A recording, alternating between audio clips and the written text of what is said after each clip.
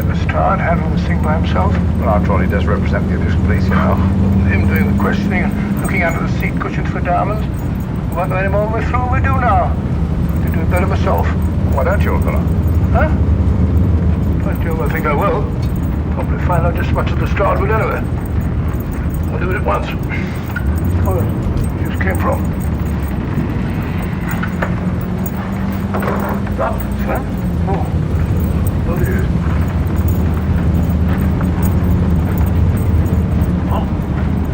Start with this one.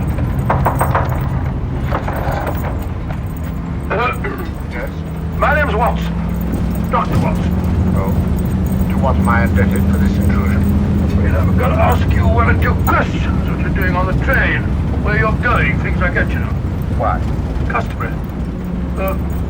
There's been a murder committed. Scotland Yard. Did my food come? Sherlock Holmes. It's in the kitchen. Holmes and I... What about Sherlock Holmes? We're cross-examining suspects. Thanks for that. Suspects? Of what am I suspected? Someone's dead. Murdered, you know. Now let me get this straight. You say a murder has been committed on this train? Next compartment. And because a perfect stranger to me got himself murdered, you come to question me? I'll question everybody.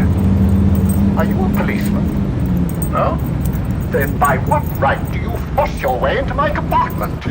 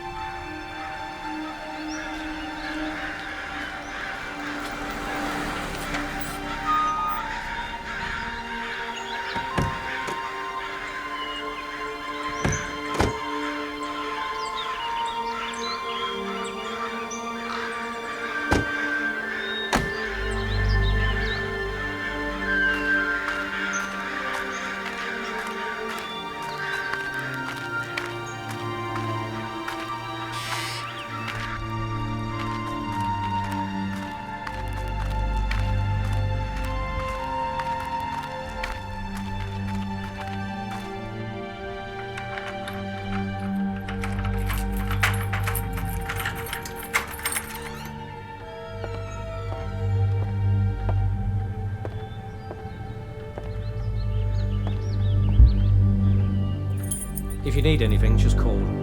Thank you.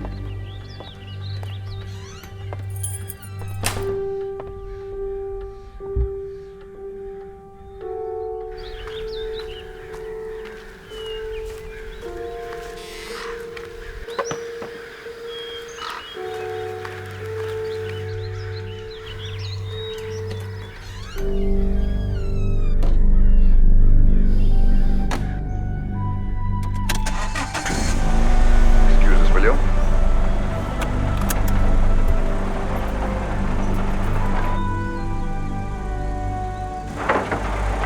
What's the idea, Mr. Holmes? Out of taste, Lestrade. The young lady is taking her mother to Scotland for burial. In a coffin?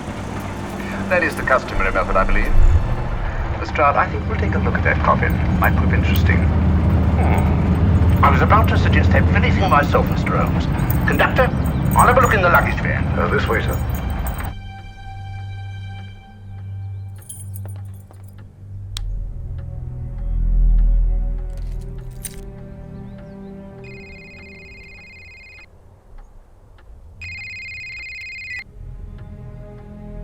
Hello? Are you there yet, love? Yes, Mum. And? What's it like? I've barely put my bags down. Is it as good as it looks in the brochure? I'm just in the door. Oh, it looks lovely in the brochure. Oh, just give me a sec, love. I've just got to answer the door.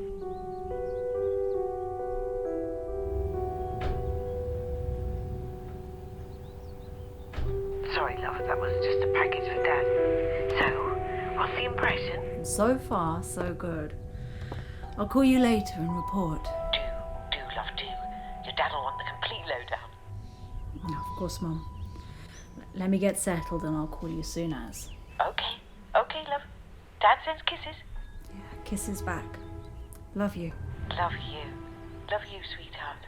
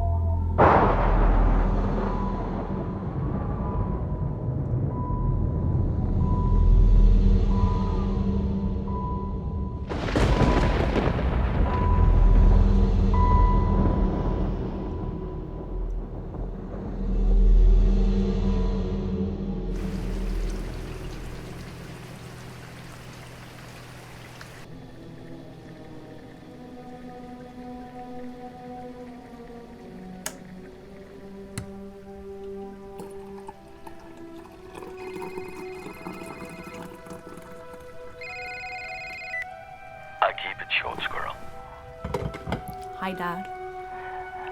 Well, will it do? It's perfect, Dad.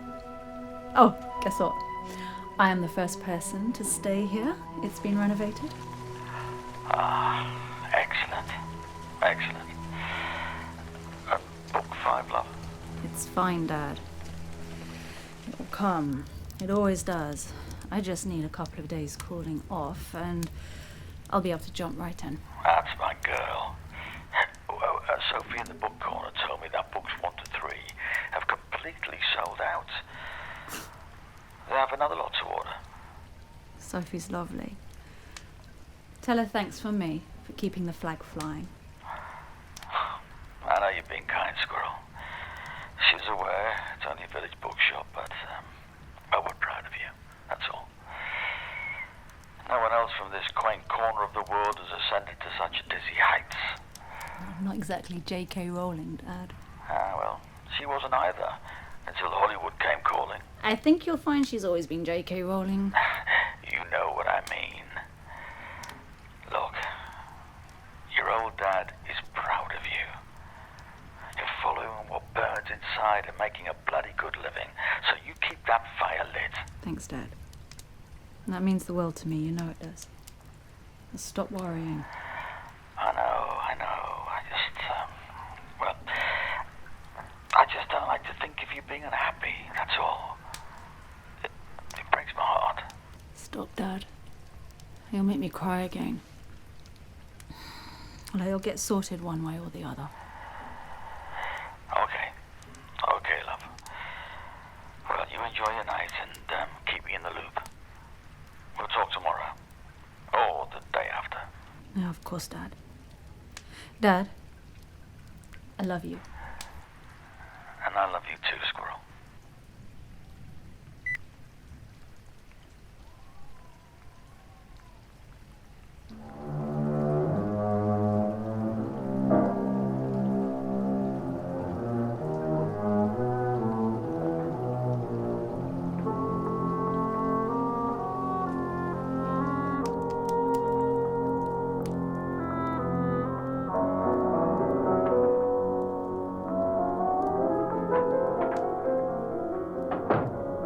Annabelle.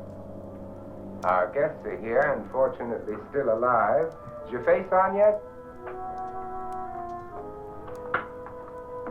Dust and dirt everywhere, and the water barely trickles. Couldn't you have had the place cleaned? Atmosphere, darling. You know how ghosts are. They never tidy up. And that's a very fetching outfit, but hardly suitable for a party. I'm not going to the party. The spend-the-night ghost party was your idea, remember? Since it's going to cost me $50,000, I want you to have fun. The party was my idea until you invited all the guests. Why all these strangers? Why none of our friends? Friends? Do we have any friends? No, your jealousy took care of that. I had a reason for inviting each guest. I wanted kind of a cross-section. From psychiatrist to typist, and from drunk to jet pilot. They share one thing. They all need money. Now let's see if they're brave enough to earn it. And you call this a party? Could be. Why do you always do that? It spoils the champagne. It might explode. Never does. Would you guarantee that? That isn't funny, Frederick. Make a good headline. Playboy kills wife with champagne cork.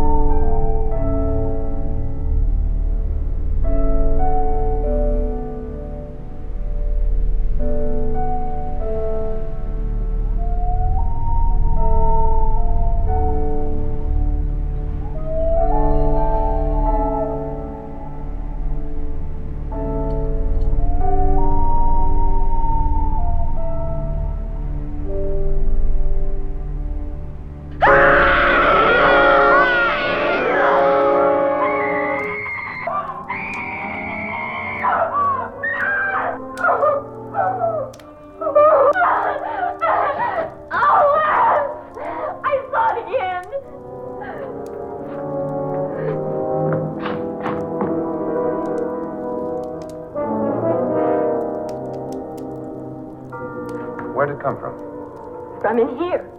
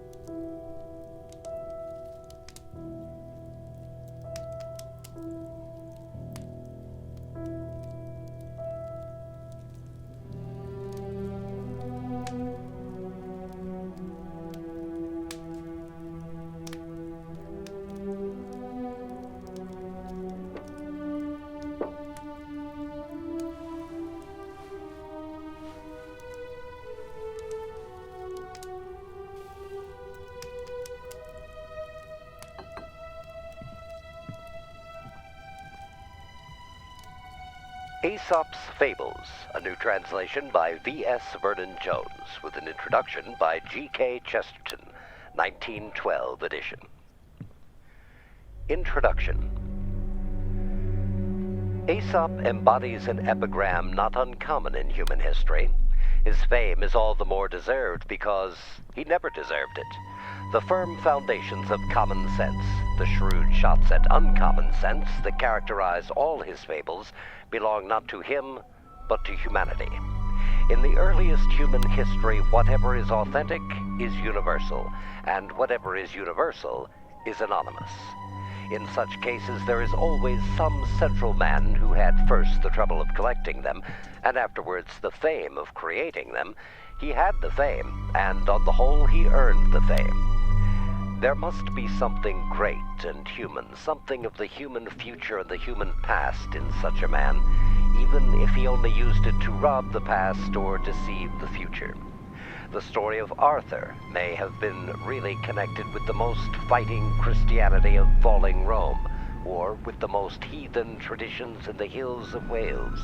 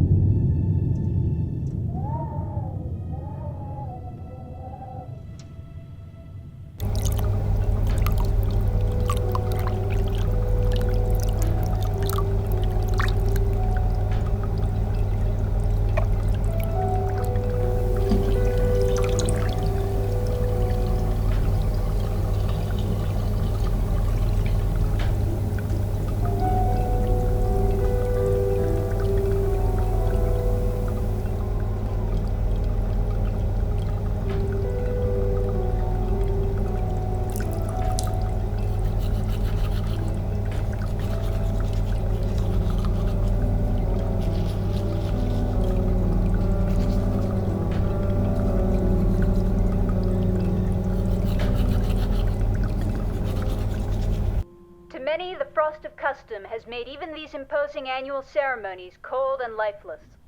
To you, at least of those present, they should have the solemnity of an ordinance, called as you are this day to a high dignity and to so weighty an office and charge.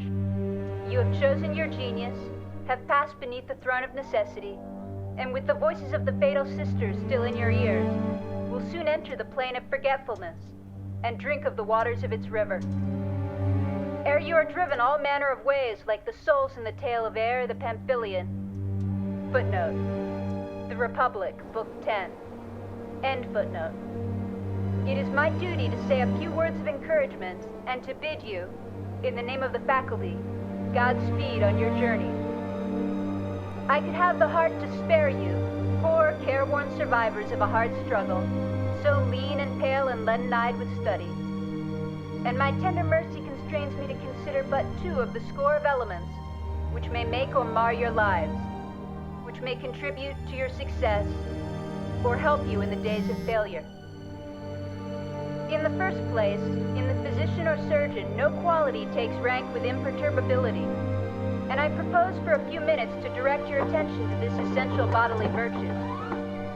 Perhaps I may be able to give those of you, in whom it has not developed during the critical scenes of the past month, a hint or two of its importance, possibly a suggestion for its attainment. Imperturbability means coolness and presence of mind under all circumstances, calmness amid storm, clearness of judgment in moments of grave peril, immobility, impassiveness, or, to use an old and expressive word, phlegm. It is the quality which is most appreciated by the laity, though often misunderstood by them, and the physician who has the misfortune to be without it, who betrays indecision and worry, and who shows that he is flustered and flurried in ordinary emergencies, loses rapidly the confidence of his patients. In full development, as we see it in some of our older colleagues, it has the nature of a divine gift, a blessing to the possessor, a comfort to all who come in contact with him. You should know it well, for there have been before you for years several striking illustrations, whose example has, I trust, made a deep impression. As imperturbability is largely a bodily endowment, I regret to say that there are those amongst you who, owing to congenital defects, may never be able to acquire it. Education, however, will do much.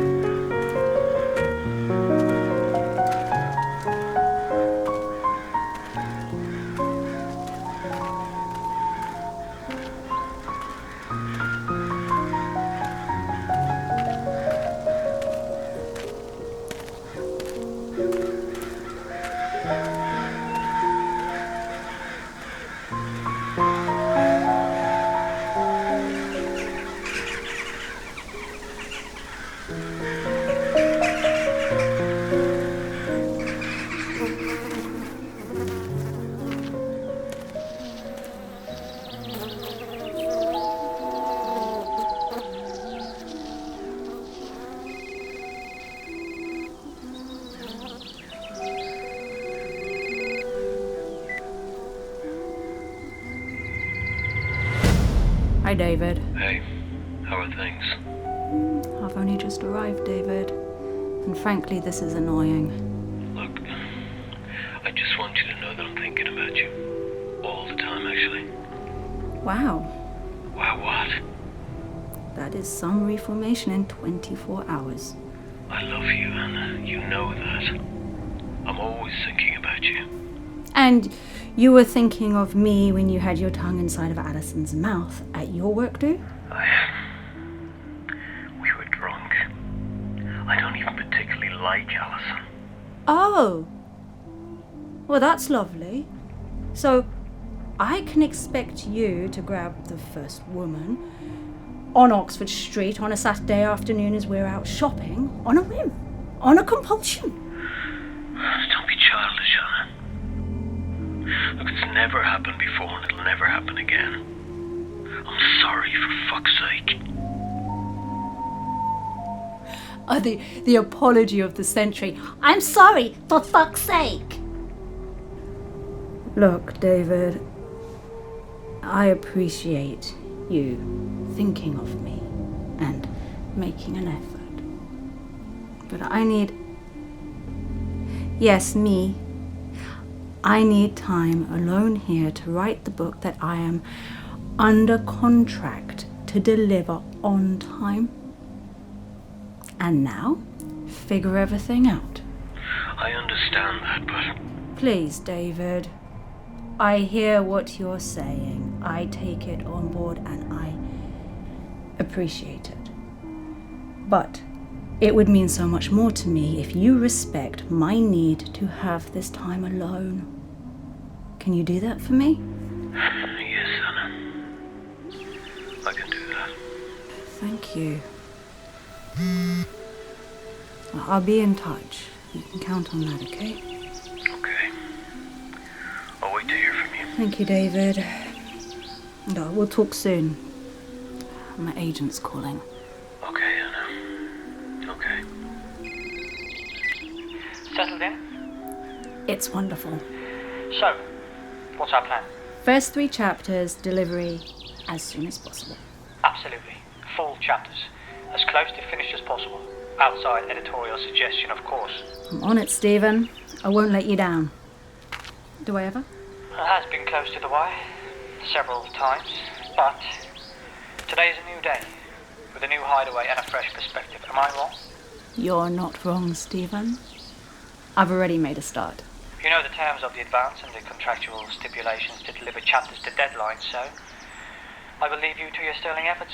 Thank you, Stephen. I'll be in touch soon. Excellent. Bye.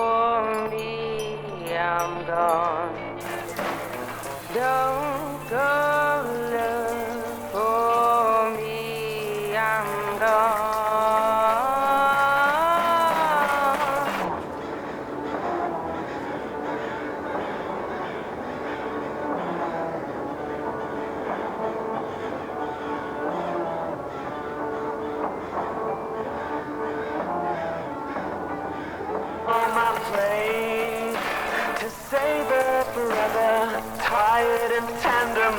bitter with every surrender.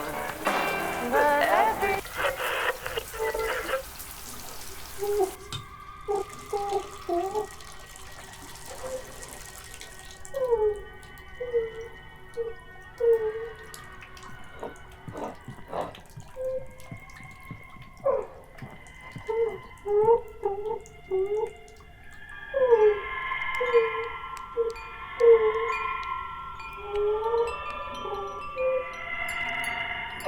Anna?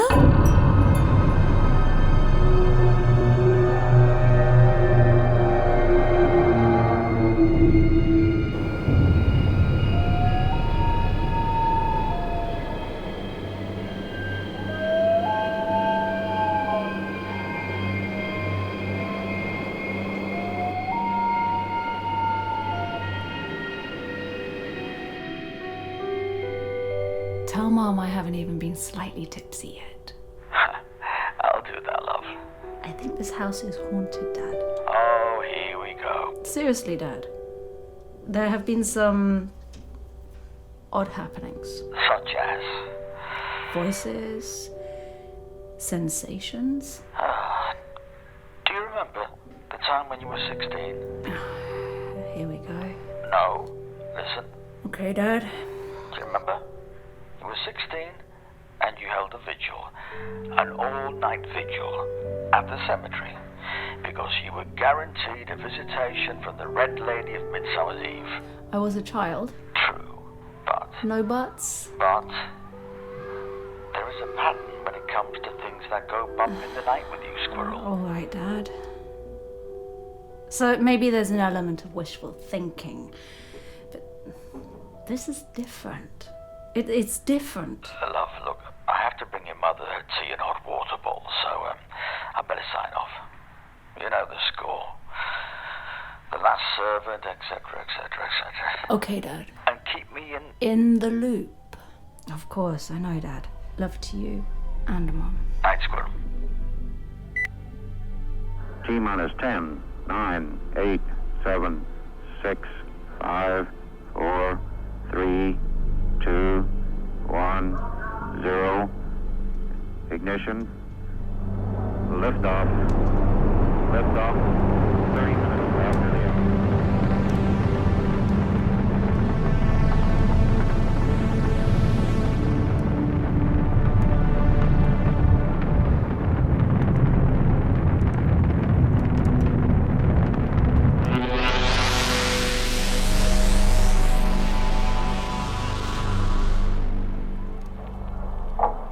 Filming now, so I know the process. So when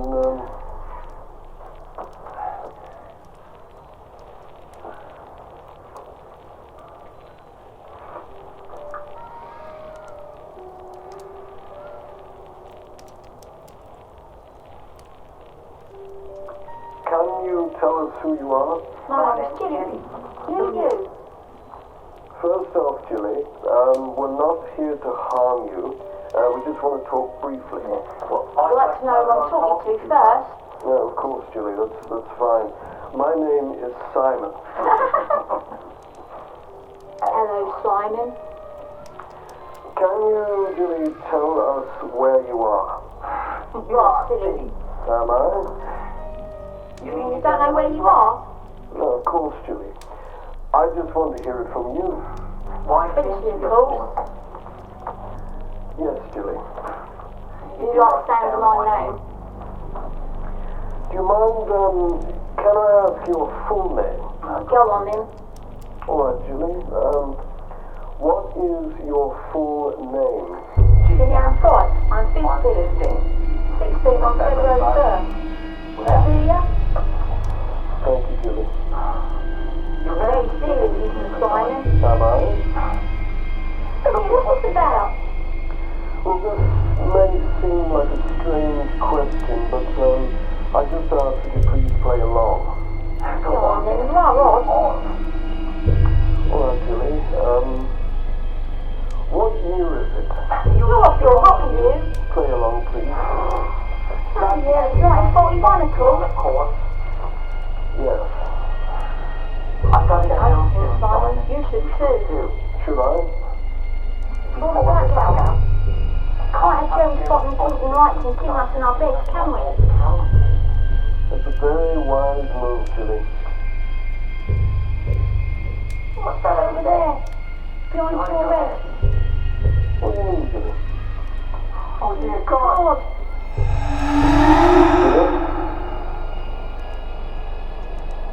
What does she mean by that?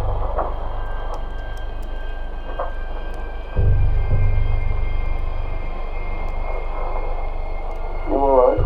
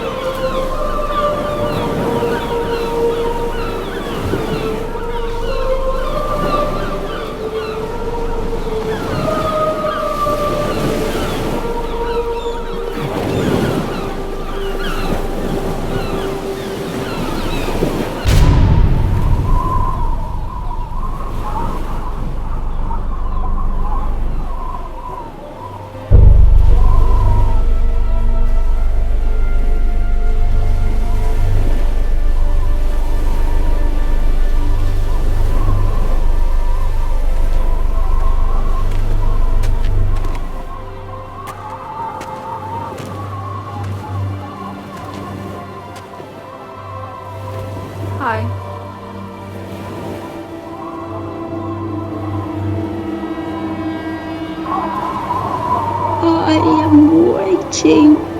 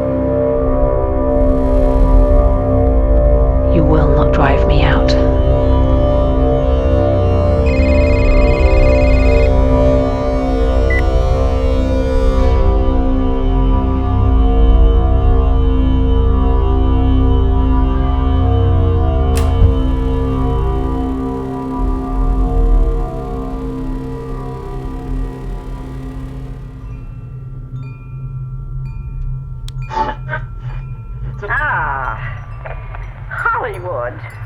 You'd better be getting yourself a good husband and stop mooning about Hollywood. Do you know what she wants to do? She wants to go to Hollywood. I've known it all along.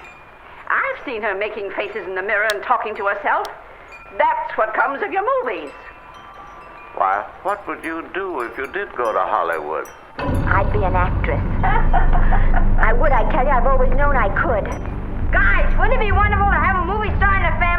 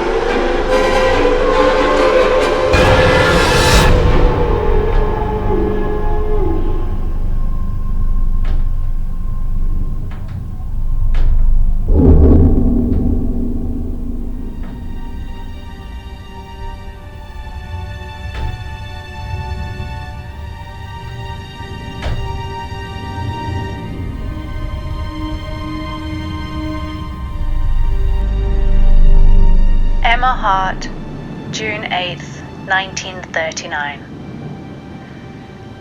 When Emma pulled back the curtains, she noticed that the tall figure, now an inky black silhouette on the horizon near the low wood corpse, was tilted in the direction of the farmhouse. It seemed taller than before. Even though hers wasn't a reliable vantage point from the window, she remembered having thought a great wolf was running the length of the hilltop when she visited her aunt and uncle at the farmhouse while in her early teens, only to discover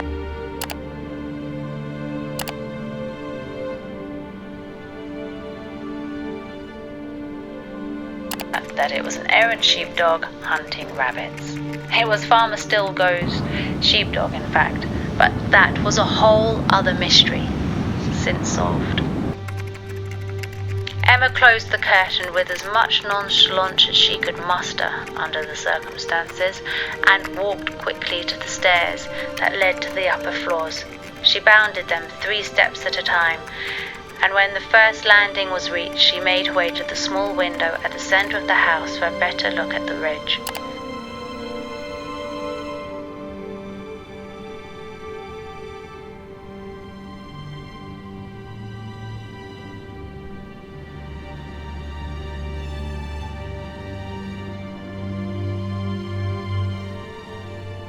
The light was failing fast though, and she knew instinctively there wasn't much hope of seeing more than from below. But she had some time before dinner with her extended family, and so, being true to her inquisitive nature, she peered out into the growing gloom.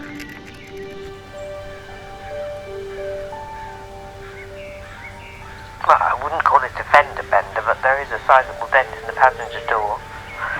Did Dad go mad? No, actually, surprisingly. He's quite philosophical about it. He accepted that it wasn't my fault and that the other driver was backing out. Refreshing. Look, he's hovering now. I'll put him on. Kisses, Mum. Love and kisses, sweetheart. Have you Googled it yet? Are you psychic, Dad?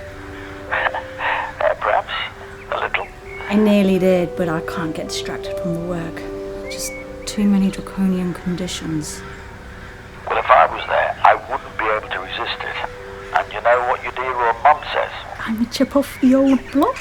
Yeah, me, the father, the elder. The work's going great. I'm just hoping that things quieten down and I can keep up the pace. Increase it even. Okay, love. Well, it's good to hear that the work is flowing. That's what matters. Okay, Dad. I've got to fly. Love and hugs. Bye. Love you.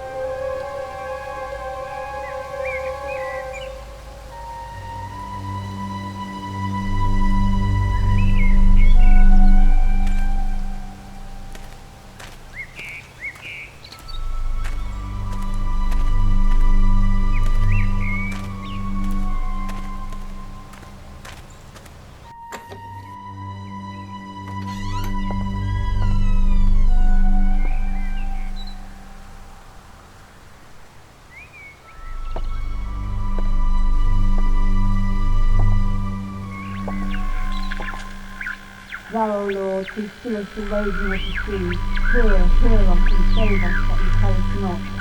O blessed Saviour, who did save our disciples ready to perish in the storm, hear us and save us, we Lord, have mercy upon us. Christ, have mercy upon us.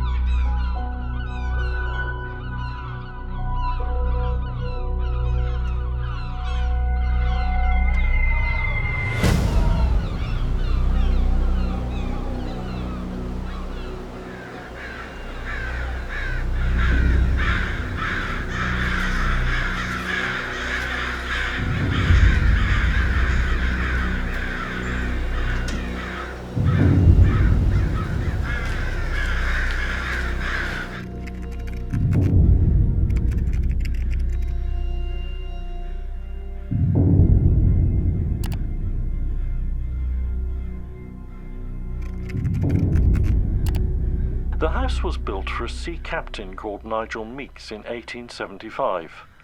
Meeks had a wife, Margaret, and a son called Reginald. When Captain Meeks and his wife died in a carriage accident when Reginald was 22 years old, the young man put all of his efforts into a seagoing career of his own. He was successful, and by the age of 29 was a captain of his own vessel, the Noble Margaret. By the age of 31, he was settled in Seaview House with his young wife Winifred, a devoutly religious woman who held many intensive vigils for when her husband and crew were at sea. 20 years of happiness was theirs, even though Winifred had suffered several episodes of mental illness, which saw her taking sanitarium rest on 3 of these occasions. Always coming through these times of strain and infirmity, Winifred Meeks would be back by her husband's side and preparing her schedule of devout prayer as he set off for the North Sea once again. In the particularly stormy spring of 1927, Captain Meeks and his crew set off, never to return.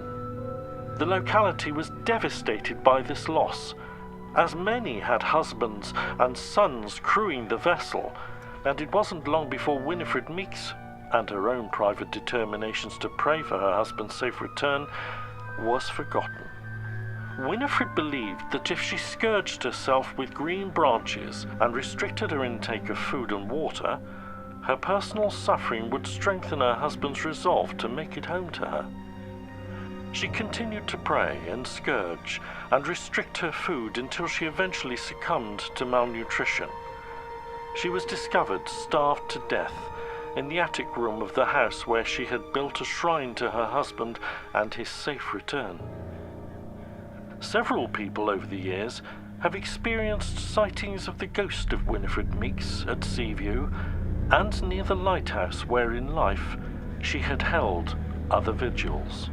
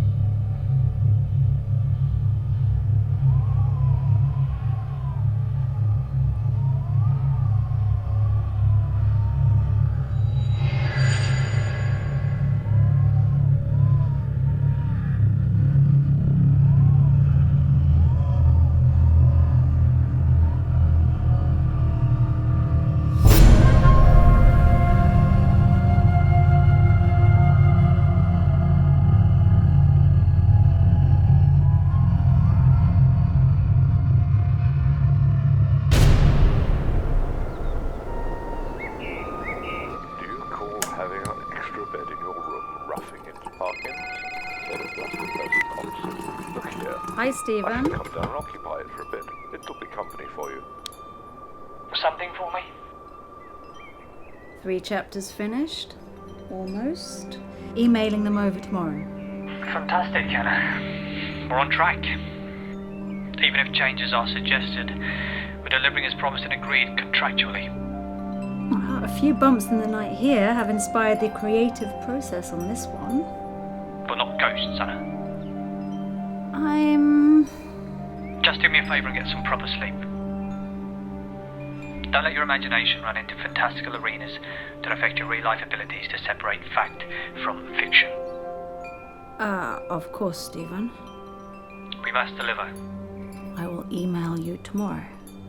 Have a great evening.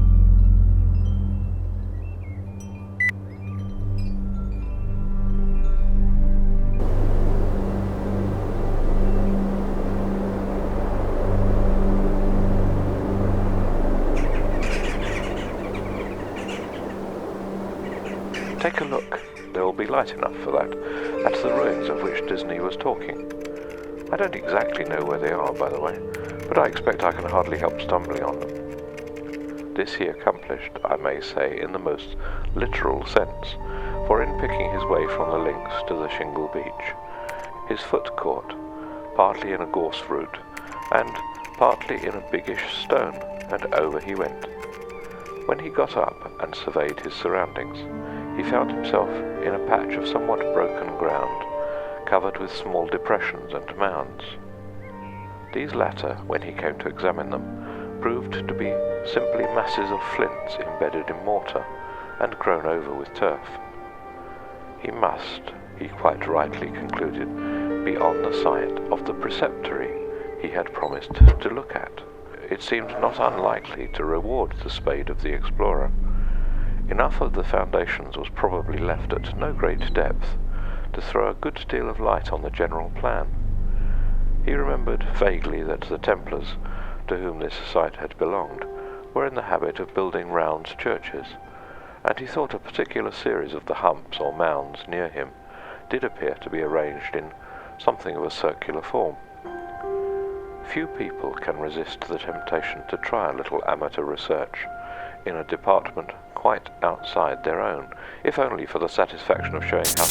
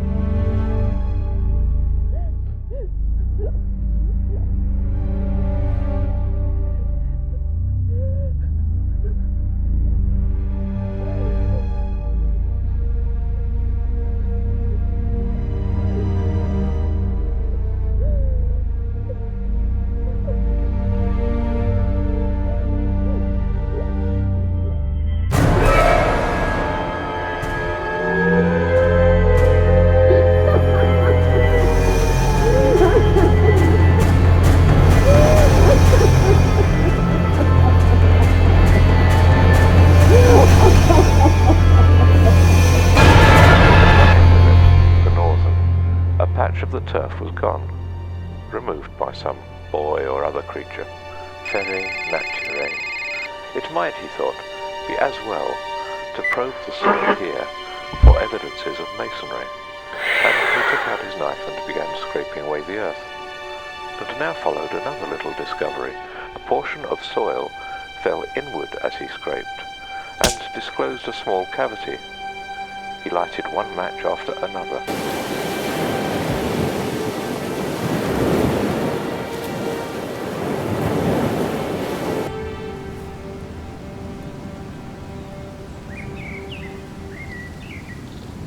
Anna?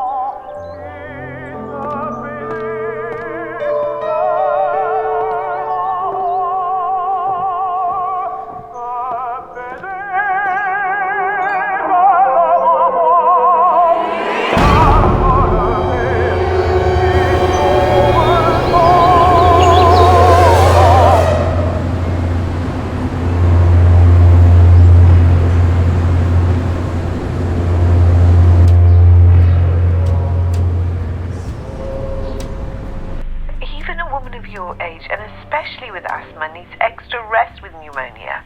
I know, Mum. I'm getting more rest than I can handle. Oh, Dad's hovering as usual. I'll put him on. See you tomorrow, love. Stay bundled up. Love you. I will. I love you. And how's my baby girl doing? She's not doing too badly, Dad. I know I keep saying it, but thank God for that Seaview landlord finding you and calling an ambulance. I know, Dad. He is my knight in shining corduroy. But do you think the 2 weeks in hospital has been enough? I thought you wanted to transfer to respite for a few weeks. And lie around all day and night eating shit food? No, Dad. Not happening. I want to be here where I can at least have some control and... Anyway... Alright. And David? All good? He's certainly been making an effort. Well, I'm glad to hear you're a squirrel. I do like David. Ah, I know you do, Dad. Well, mustache. Sleep tight, love. We'll see you tomorrow, and I'll bring you lots of fruit and warm sentiment. I love you, Dad. And I love you too, Anna. I love you too.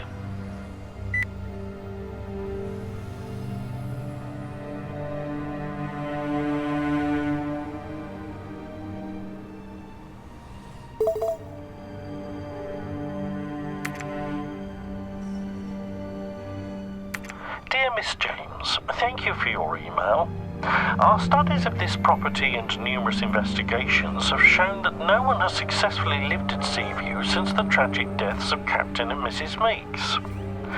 Various investigators associated with our research, including members of the ordained clergy, have been unable to rid the house of the strong presence there, but further attempts are already in the preparatory stages. I hope this has been of some help. I trust you are on the road to a full recovery. Kind regards, Francis. Dr. Francis Evans, parapsychologist.